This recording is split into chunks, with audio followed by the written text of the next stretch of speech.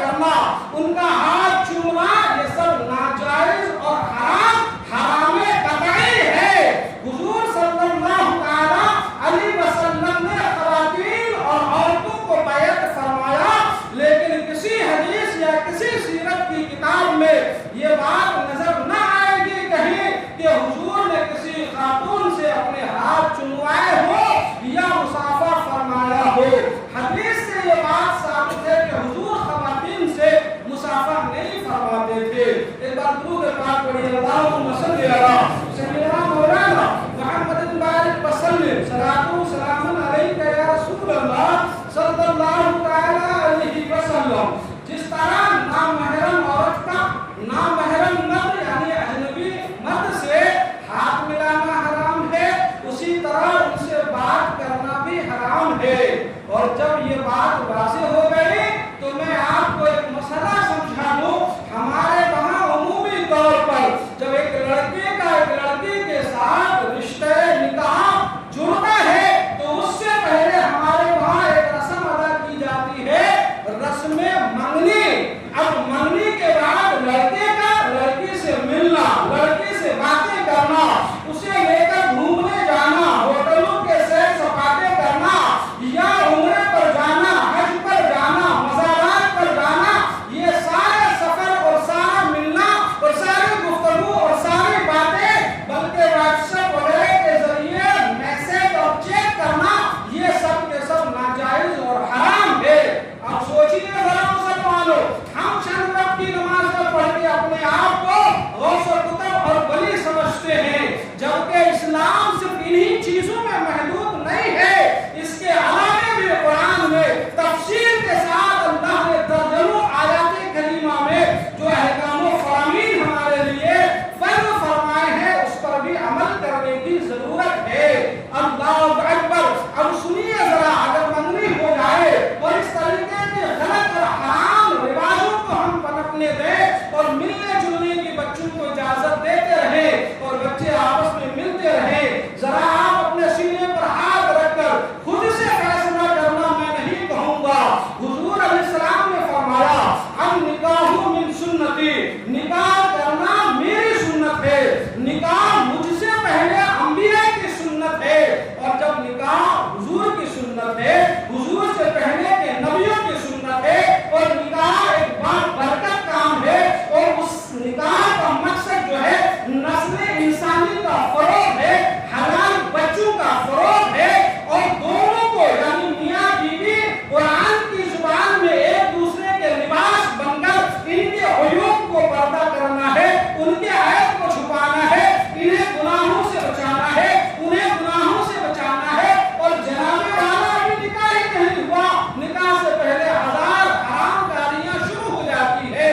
جو کام اللہ تبارک و تعالیٰ کی ناراضگی سے شروع ہو، شریعت مطہرہ کے خلاف شروع ہو، قانون الہی کی بغاوت کے ساتھ شروع ہو، بتائیے وہ رشتہ برقرار رہے گا؟ وہ رشتہ بابرکت ہوگا؟ اس رشتے میں کسی طریقے کی برکتیں اور رحمتیں ہوگی؟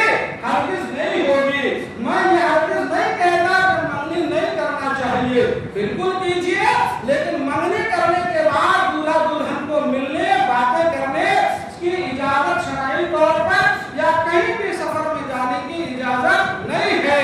اگر گھر والے یعنی ان بچوں کے گارجین جو ولی ہیں، جو سرپرست ہیں، انہیں اس بات پر غور کرنے کی ضرورت ہے کہ اگر ہم منگنی کے بعد رخصتی سال بھر بعد 6 مہینے بعد لیں گے اور ہمارے بچے آپس میں ملیں گے، باتیں کریں گے، تو بہتر یہ ہے کہ آپ فوراً منگنی کی جگہ نکاح کروائیں اور 1 سال بعد رخصتی کروائیں، کوئی مسئلہ نہیں. اب نکاح ہو گیا، شرعی طور پر وہ دونوں آپس میں ایک دوسرے کے لیے حلال ہے، باتیں کریں، ملیں، گھومیں پھریں. اب کوئی شرعی طور پر کوئی مظاہرہ اور حج کی بات نہیں ہے. ایک بار درود پڑھیے اللہم صلی علی سیدنا مولانا محمد بارک وسلم صلاۃ و سلام علیک یا رسول اللہ صلی اللہ تعالی علیہ وسلم.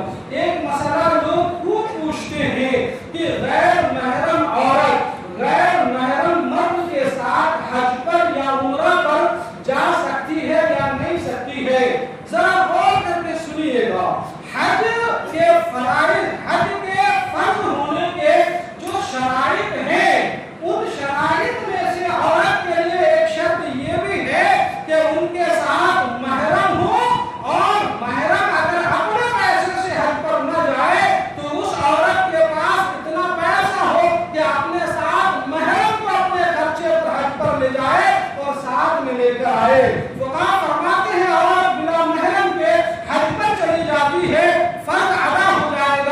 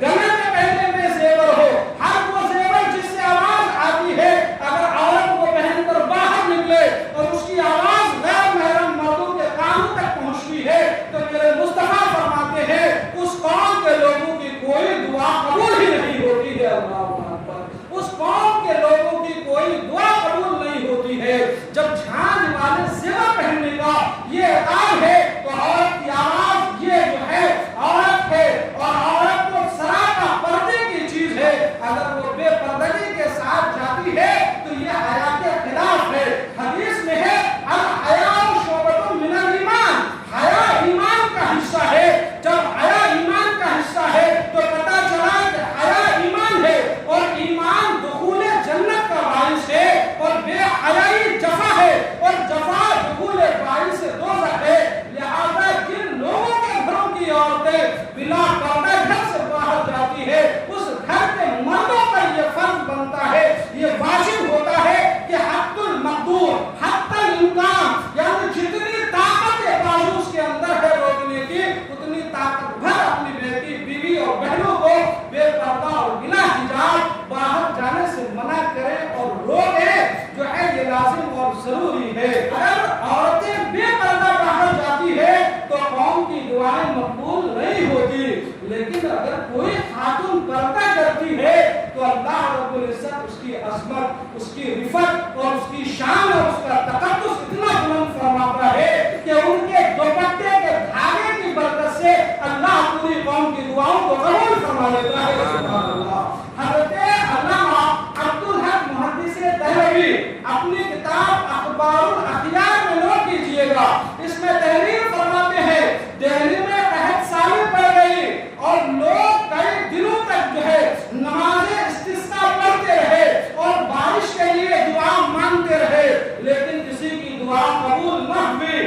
الغرض جو ہے اخیر میں محبوب الہی حضرت نظام الدین اولیاء رحمت اللہ تعالی علیہ اپنے ہاتھ میں ایک دھاگا لے کر تشریف لے آئے اور اپنے ہاتھ میں وہ دھاگا رکھ کر بارگاہ الہی میں دعا کی ہے پروردگار عالم یہ اس خاتون کے دوپٹے کا دھاگا ہے جس کے اوپر پوری زندگی کسی نامحرم مرد کی نظر نہیں پڑی ہے، اس کے دوپٹے کے دھاگے کے تقدس کا واسطہ مولا ہم پر بارشوں کا نزول فرما دے.